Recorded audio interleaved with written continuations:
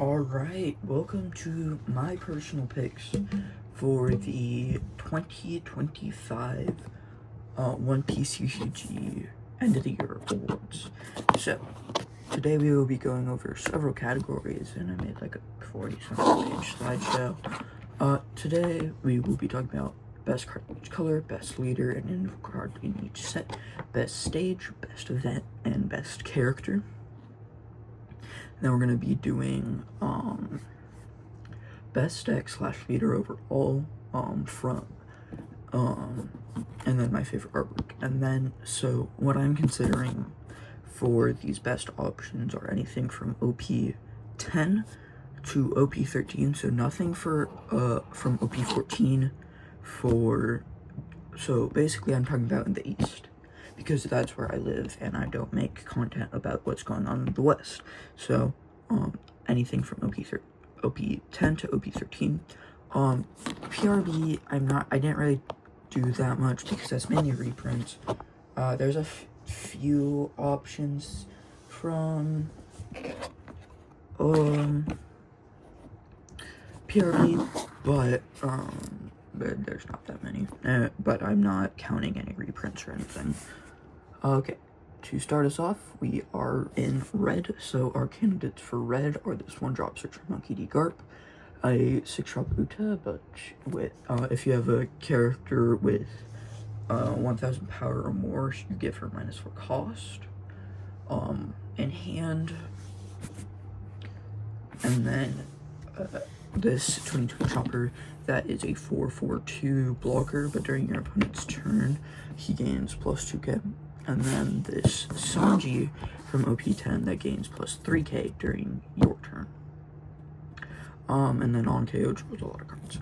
These are all really good cards. This Garp right here is used in very few decks. It's like if you have a red Luffy Saber Ace Leader, you'll play this, but you can't really play anything else.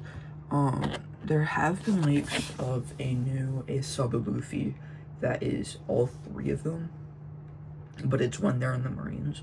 So I kind of want to see if that works with it. And then we have the Uta, which is just really good. It gets played in a lot of decks, except for stuff with like, unless you don't, if you don't play any high-end cards in your red deck, you're gonna play this. But if you don't play any, don't play it, because a 6/4 blocker isn't that good. This 2020 chopper is really good in almost every deck as well. And same with this Sanji. But my personal pick is going to Uta, because it's just very versatile. It's also been seen to be really good in Ace recently.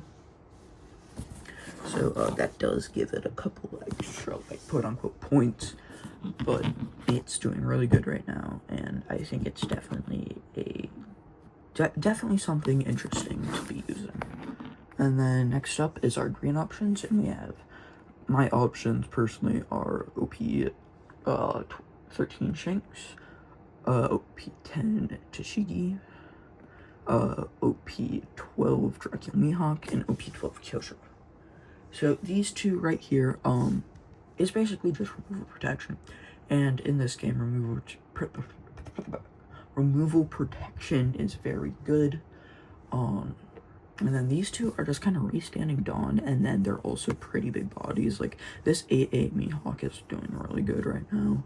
Like I'm playing it in my Terra deck next set, 'cause that's like the thing I'm gonna be maining next set. And then this Kyosho does really good if you play a ton of slash attribute characters. If you play a ton of slash attribute characters, this is really good. It's also just a blocker, which is always good to have in your decks. Tashigi basically does the same thing, other than the fact that it doesn't even have, it isn't locked to the slash attribute, and it can protect anything. It's not limited to 5 or less like this is. This restands all Dawn, but you can't play any more characters for the turn unless you're Lim. Lim is a very specific deck because of the way her card reads. But these are all really good cards in green. And our option for green is, I'm gonna add drum rolls in. Our option for green is Jakuo Mihawk. Very good, just restand on. It's, if you want to say something about this in the comments, go ahead, feel free. I'm also gonna have you guys think about that going into this video from now on. Please remember that these are my opinions. If your opinions are different, that is totally valid, and I respect that. Next, we have blue. We have 4-drop 6K Marco, that on blocker Marco, that on KO draws 2 cards. This Nai from OP11, that you draw 3 cards and then put 2 cards back on the top of your deck in any order, which is just really good because you can use it combo with blue purple Luffy, which is one of the best decks, or was one of the best decks until the ban list hit. Rest in peace. But this is really good because you basically get a stack for your leader effect, and then this Edward Newgate, really good. Basically 4 costs, it should get banned, either that or the Iron Whitebeard event. It's just crazy good because you pay, it's either a 4 or 6 cost on a 10 cost card. Somebody needs to stop it. And then this Yamato just reattaches Dawn and draws. It's honestly a really good card to have, especially if you have like an attributed type deck. It's really good. And then Otama, which if you go below 4 life, you just get to draw cards for the rest of the game. But this is just really good card to have on field. This is just really good blocker. These 3 actually are just really good blockers.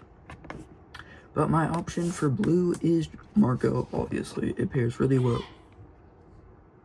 Right, I'm back. I needed a hydration break real quick. And then for purple, there was a lot of really good purple this year, actually, which is why blue purple Luffy got hit with such a hard band on it.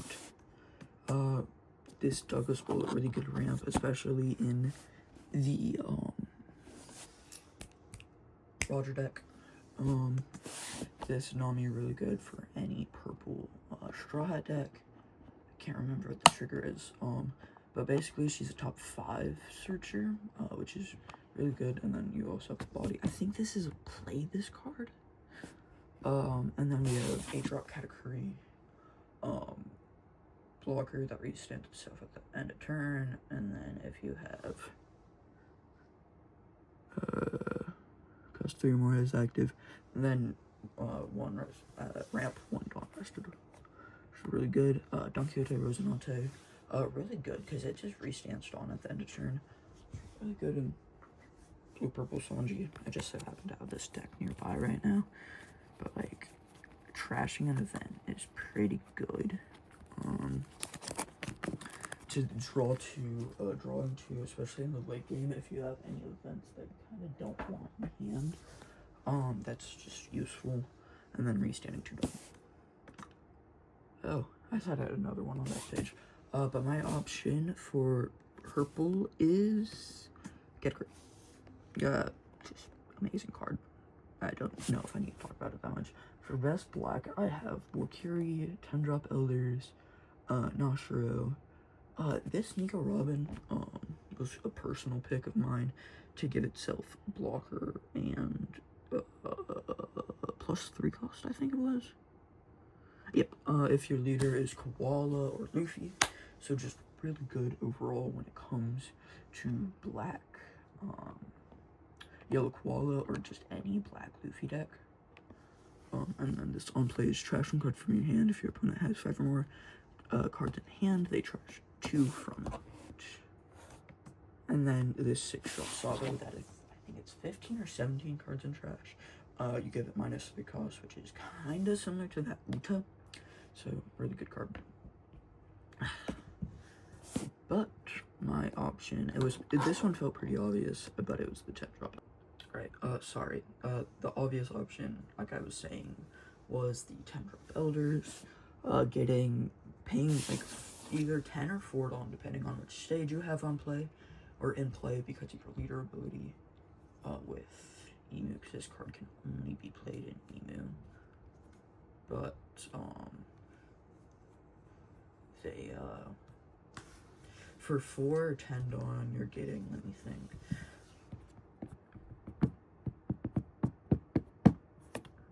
23 Dawn worth in one turn. Sorry. Which is just really good in the card game, in this game. Specifically for our best yellows, we have this 5-drop 7 Boa Hancock that you trash trigger to freeze something. Kuma, heals, Zeus, take life to hand and KO something. Basil Hawkins to trash life.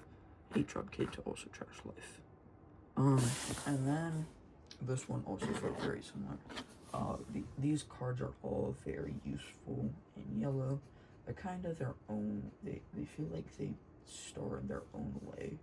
Like, that Boa feels much better in a deck that plays a ton of triggers compared to something like Zeus in a deck that doesn't play a lot of triggers, where you can KO something instead of freezing it. But the option for this was very obvious, and it was Bartholomew Kuma.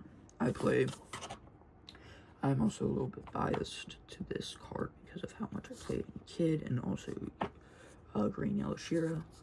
And then for the best leader and character for each set, OP10, very obvious. There was honestly like 3 pretty good leaders that stood out, especially around the time it came out. But that was Law, Kid, and Smoker. But my option is Green Yellow Law for that. Going back to the characters, we got stuff like this 7-drop Law that is played in every Supernova deck that is yellow. We also, what was I thinking? We also got 8-drop Law, Kid, 4-drop Basil, that Rosinante that we were talking about earlier, the 8-drop Doflamingo that plays a 5 or less Don Quixote from hand, and